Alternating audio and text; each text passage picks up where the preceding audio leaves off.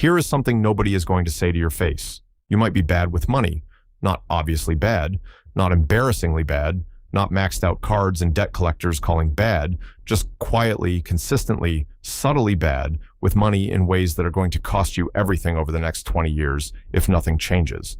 And the worst part is, most people who are bad with money genuinely do not know it, because being bad with money in America does not look like failure anymore. It looks completely normal. It looks like everyone else around you. It looks fine from the outside. That is exactly the problem. So today we are going through the real signs, the ones that hide in plain sight, the ones you can explain away if you want to, and most people do, but that tell a very clear story about where your financial life is actually headed. Be honest with yourself through this one. That is the only way it helps. Sign number 1. You know what you earn, but you have absolutely no idea what you are worth. Ask someone their salary, and they answer in 2 seconds flat. Ask them their net worth, and suddenly nobody knows anything.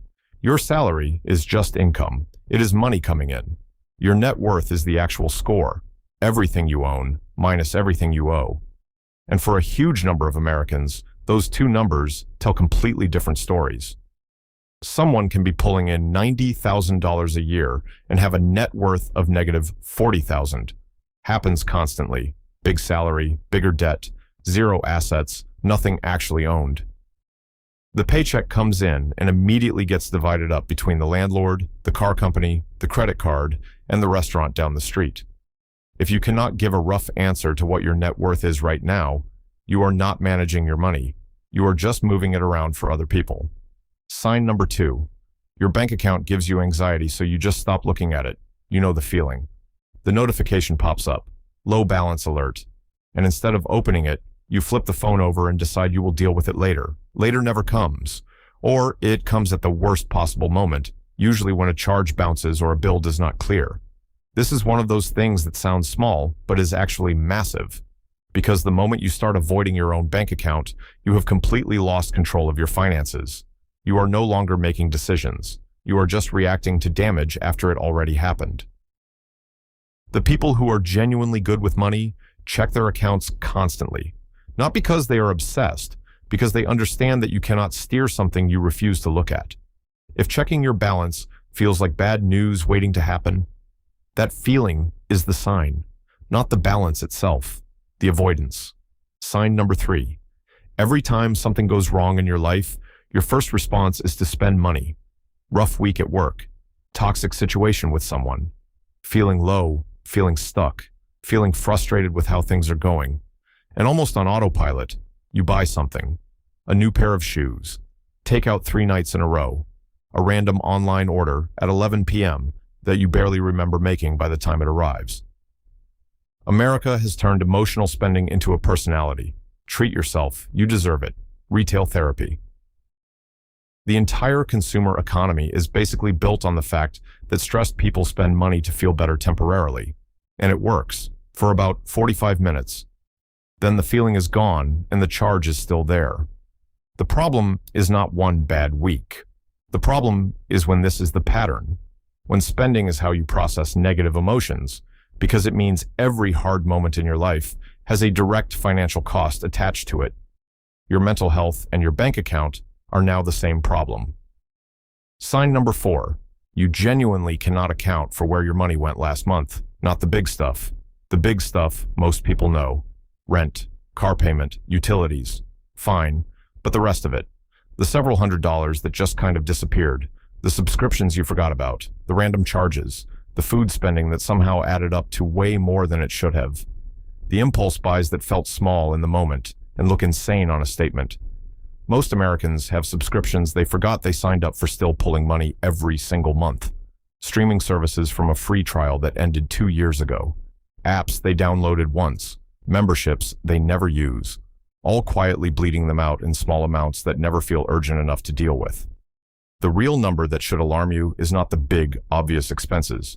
It is the money you cannot explain, because unexplained money is unmanaged money, and unmanaged money never builds anything. Sign number 5. You are one bad month away from a genuine crisis. Your transmission goes. You need emergency dental work. You get laid off with 2 weeks' notice. Your kid gets sick, and you miss a week of work. For a terrifying number of people, any one of those things does not just create stress. It creates a spiral. Emergency goes on the card. Card does not get paid off. Interest starts building. Now, a $1,200 car repair is costing $2,000 over 18 months, while everything else stays the same. Federal Reserve research has consistently shown that a massive percentage of Americans cannot cover an unexpected $400 expense without borrowing. $400. That is not a crisis number. That is a Tuesday number, and people are one Tuesday away from debt. If you are living without a real financial cushion, not because you cannot build one, but because building one never felt urgent enough, that is a sign. The urgency only appears when it is already too late to prepare. 3 to 6 months of expenses and savings before anything else. That is the floor, not a goal, a floor. Sign number 6. Every raise you have ever gotten has been completely absorbed by your lifestyle within 6 months. You remember your first real salary jump, the relief, the feeling that things were finally going to be different. You were going to save more, invest, get ahead.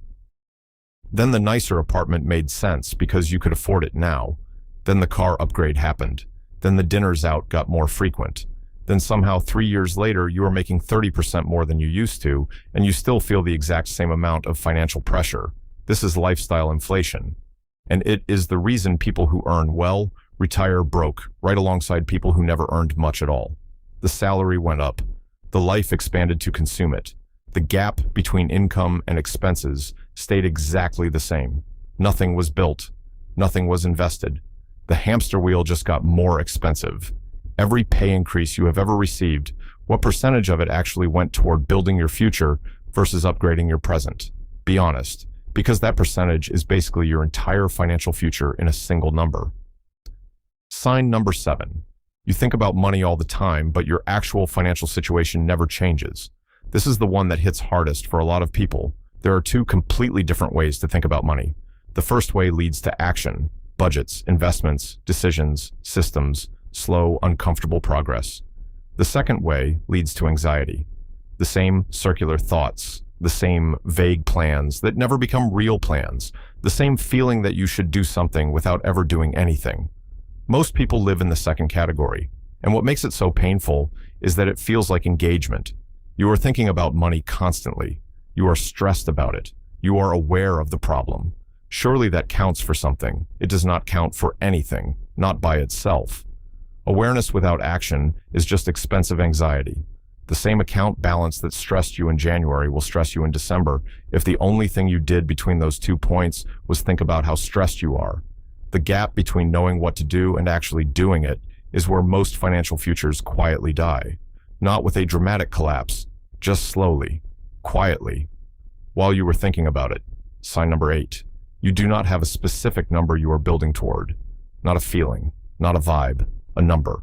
Most people, when you ask them about their financial future, say things like, I just want to be comfortable. I want financial security. I want to not stress about money anymore. Those are not goals. Those are emotions. You cannot put an emotion on a spreadsheet. You cannot reverse engineer an emotion into monthly actions. You cannot know if you are on track toward an emotion. The people who actually build wealth operate completely differently. They have a specific number, a specific timeline, a specific monthly action required to get there. They know if they are on track or off track at any given moment because the destination is defined precisely enough to measure against. Without a number, every financial decision you make exists in a vacuum. You have no way to know if you are moving towards something or just moving. And most people are just moving, busy, working, spending, existing, without actually going anywhere financially. Pick a number, give it a deadline, work backward to today. That single act will do more for your financial future than 1,000 hours of financial anxiety ever will. If any of these hit you harder than you expected, drop it in the comments. Which sign was yours? You would be surprised how many people are in the exact same situation, quietly feeling like they are the only one. And if you want to know what happens when all of these signs go unaddressed for 30 or 40 years, the next video covers exactly that. Why most people retire broke is up next, and it is going to show you exactly where this road leads if nothing changes, and more importantly, exactly how to make sure it does not lead there for you. Subscribe so you do not miss it. See you there.